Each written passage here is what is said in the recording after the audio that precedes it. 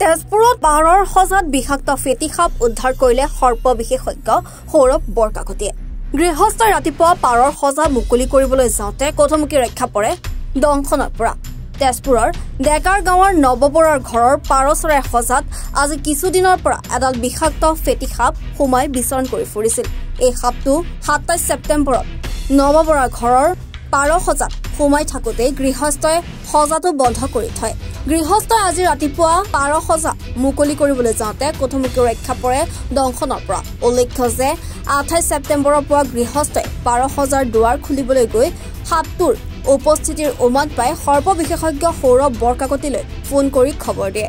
খবৰৰ ভিত্তিত বৰকাকতিয়ে উক্ত স্থানত উপস্থিত হৈ সাপডাল উদ্ধাৰ কৰি ভুমুৰাগুৰি বনাঞ্চলত মুকলি কৰি দিয়ে। উল্লেখযোগ্য যে ইয়াৰ পিছতে বৰকাকতিয়ে ডেকাৰ গাঁৱৰ স্থানীয় লোকসকলৰ লগত মত বিনিময় কৰি সৰ্প সম্পৰ্কে বিভিন্ন সজাগতামূলক বাৰ্তাও প্ৰেৰণ কৰে। সাপ বুলি ক'লে চবে ভয় কৰোঁ, যিকোনো সাপে দেখিলে জাপ মাৰি দিওঁ, এই মোক খুটিব অমুক কৰি ভয় খায় ন। অসমত ১০০ প্ৰজাতিৰ সাপ আছে, তাৰ ভিতৰত ৭টা সাপহে বিষাক্ত। সাপকেইটা যদি আপুনি ভালকৈ জানে, আপোনাক যদি ধৰা সাপে কামুৰিছে আপোনাৰ একো নহয়, আপোনাক যদি মোচৰাগুম সাপে কামুৰিছে আপোনাৰ একো নহয়, আপোনাক কৰ্কলা সাপে কামুৰিছে আপোনাৰ একো নহয়, আপোনাক ধুন্দুলি গুম সাপে কামুৰিছে আপোনাৰ একো নহয়। কিন্তু সেইকেইটা সাপে যদি আপুনি নজনাত, আপুনিতো সাপৰ বিষয়ে নাজানে, যেতিয়া সেইকেইটা সাপে কামুৰিব আপোনাৰ লগে লগে আপুনি নাৰ্ভাছ হ'ব, মোক সাপে কামুৰিলে মই নাবাচোঁ আৰু মই মৰিলোঁ আৰু ভয় যোৱা লাগিব। এতিয়া শিশুৰ ক্ষেত্ৰত আমি তাৰমানে পাইছোঁ সদায় ৰিজাল্ট সদায় ভাল পাওঁ। শিশু এটাই যদি সাপ এটাই কামুৰে, সৰু শিশু এটাক যদি সাপ এটাই কামুৰে, সি কি কৰে খেলি থাকে, সি গুৰুত্বই নিদিয়ে। যদি এটা ডাঙৰ মানুহ এজনীয়ে বাইদেউ আজি কেনেকুৱা ভয় খাই আছে, ইয়াক যদি কিবা কাৰণে সাপে কামুৰাহেঁতেন এনেই মৰি থাকিল। যিডাল সাপ বিষাক্ত নহ'ব পাৰে, অবিষাক্ত সাপে কামুৰিলে ঢুকাই থাকি মৃত্যু হৈ যাব, কাৰণ তেওঁৰ ভয়টো বেছি। এতিয়া আগতে তেনেকৈ সুবিধা আছে, আগতে মানুহে কি কৰিছে, সাপে খুটাৰ লগে লগে জৰা ফুকালে গুচি যায়, বেজ বেজালি বিচাৰে। এইবিলাক কিন্তু ভুল। বেজে ভাল কৰিব, বেজে চালু হয়, ৰ'ব বেজ চালু হ'ব, বেজে জানে কোনটো বিষাক্ত সাপ কোনটো অবিষাক্ত সাপ, কোনটো বিষাক্ত সাপ কোনটো অবিষাক্ত সাপ, সেইটো বেজে জানে।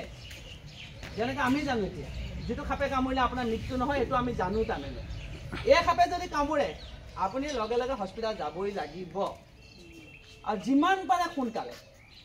আৰু এটা কথা কাৰণে ভাল হৈছে, আগতে সেইটো সুবিধা নাছিলে, পিছে চৰকাৰে এতিয়া ভাল সুবিধা কৰিছে। অসমৰ প্ৰত্যেক গভৰ্ণমেণ্ট হস্পিটেলত ইয়াৰ ট্ৰিটমেণ্ট আছে। এতিয়া আপোনাক ই যদি কামুৰে, আপোনাক 15 মিনিটত ৰিপৰ্টটো দিব ডক্টৰে, 15 মিনিটত ৰিপৰ্ট দিব, আপোনাৰ ব্লাড টেষ্ট কৰিব, আপোনাৰ হাৰ্টবিট চাব। যদি বিষাক্ত সাপে কামুৰে হাৰ্টবিটটো শ্ল' চলিব, উশাহ লোৱাত মানুহজনে কষ্ট পাব। যদি ই কামুৰে তেতিয়া আপোনাৰ ব্লাডটো টেষ্ট কৰিব, 15 মিনিটত আপুনি গম পাই যাব আপোনাক বিষাক্ত সাপে কামুৰিছে নে অবিষাক্ত সাপে কামুৰিছে। সেইকাৰণে চিন্তা কৰিব লগা নাই, আজি বহুত উন্নত, আগতকৈ বহুত উন্নত। সেইকাৰণে মোৰ এটাই অনুৰোধ, যাকে সৰ্পৰ দংশ, যি সাপে যদি ৰাতি আপোনাক নেদেখা গজাল এটাই পিন্ধাই, গজাল এটাই পিন্ধিছে, আমি দেখা নাই, মোক কিবা এটা পিন্ধে, আপুনি চিধা হস্পিটেল যাওক, কনকলতা মেডিকেলত যাওক, তেজপুৰ মেডিকেলত যাওক। আপুনি তাত গ'লে আপুনি ব্লাডটো টেষ্ট কৰিব, তেওঁলোকে ব্লাডটো টেষ্ট কৰি আপোনাক কৈ দিব যে বিষাক্ত বস্তু নে অবিষাক্ত বস্তু। যদি আপুনি আকৌ ভয়ে থাকে যে নাই মই ঘৰতে প্ৰাথমিক ট্ৰিটমেণ্ট কৰিম, ভগৱানৰ লগত যদি বিষাক্ত বস্তুৱে আপোনাৰ বিপদ হ'ব। এতিয়া চবতকৈ ডাঙৰ কথা, এতিয়া আমাৰ সাপৰ চাওক, আগতে সাপ বুলি ক'লে মানুহে দেখিছিলে, ভয় খাইছিলে, আৰু আজিকালি হস্পিটেলত যোৱাৰ কাৰণে আমি এটা সুন্দৰ ৰিজাল্ট পাই আছোঁ। কাৰণ মই আপোনাৰ এতিয়া ইয়াত কোনোবাই জানিব, 2 বছৰ 3 মাহৰ বাচ্ছা এটা বিচনা চালি ডক্টৰে চিকিৎসা কৰি বচাইছে ৰিচেণ্টলি। তেজপুৰ মিছন হস্পিটেলত 8 মাহৰ বাচ্চাটো কিমান সৰু হ'ব, তাকো ফেটি সাপে কামুৰিছিলে। মাকৰ কোচত গাখীৰ খাই আছিলে, খাই থাকোঁতে সাপ এটা ভেকুলী এটা খেদিয়ালে, ভেকুলীটোক মাৰিব নাপায়, তাকে খুট মাৰি দিলে। সেই বাচ্চাটো সুস্থ আজি, কাৰণ কিয় সঠিক সময়ত চিকিৎসা লৈছে। এতিয়া সাপে কামুৰিলে আপুনি যদি দৌৰে, সেইটো কিন্তু আপোনাৰ কাৰণে বিপদ।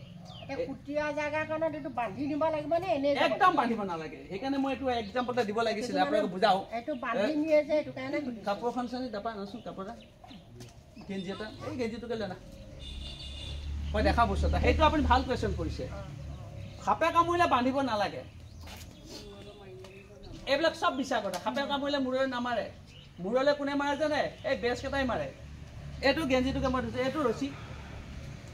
এতিয়া আপোনাক সাপে এই হাতটোৰ এইখিনি পৰা এইখিনি জোকাই যিবিলাক বস্তু থাকে হাতত কামুৰে, আপোনাক ইয়াত কামুৰিলে আপুনি কি কৰিব, গাঁৱৰ চবতকৈ শক্তিশালী ল'ৰাটো মাতিব, ঐ বান্ধচোন বান্ধ খুৰীদেউ কামুৰিলে একদম টানি টানি বান্ধিব এটা বান্ধিব দুটা বান্ধিব তিনিটামান বান্ধিব বান্ধাৰ পাছত কি হ'ব আপোনাৰ একো নহয় এটাই ক্ষতি হ'ব জীৱনটোলৈ হাতটো ক্ষতি হ'ব হাতটো ক্ষতি হ'ব কিয় হ'ব জানেনে আপোনাৰ ব্লাডটো পাছ নহ'ব অক্সিজেন নাপাব নাভে অক্সিজেন নোপোৱালে আপুনি জীৱনভৰলৈ পহু হৈ যাব ঠিকে আছে আপোনাক খাপে কামুৰিছে শুই থাকোঁতে কিবা কাৰণে শুই আছে গালত কামুৰিলে আপুনি ডিঙি ৰছীলৈকে বান্ধিব নেকি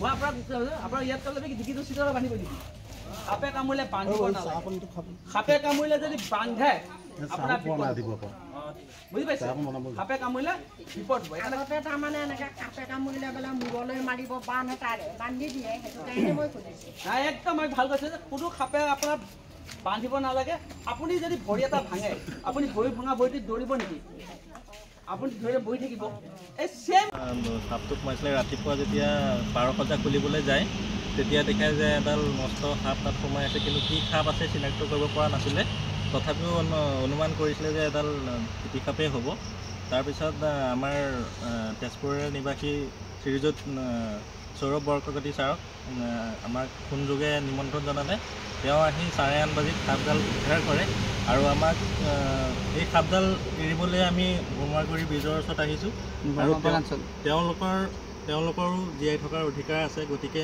সাপডাল জীয়াই থাকিবৰ কাৰণে আমি সকলোৱে সজাগ হ'ব লাগে যে সাপডাল নামাৰি পেলাই কেনেকৈ বনাঞ্চলত এৰি থৈ আহিব লাগে তাৰো মানে সকলোৱে জ্ঞাত থাকিব লাগে সুন্দৰ বঢ়িয়া কথা কৈছে তেজপুৰৰ পৰা বিশ্বজিৎ দাসৰ ৰিপৰ্ট এনি ভাৰত 24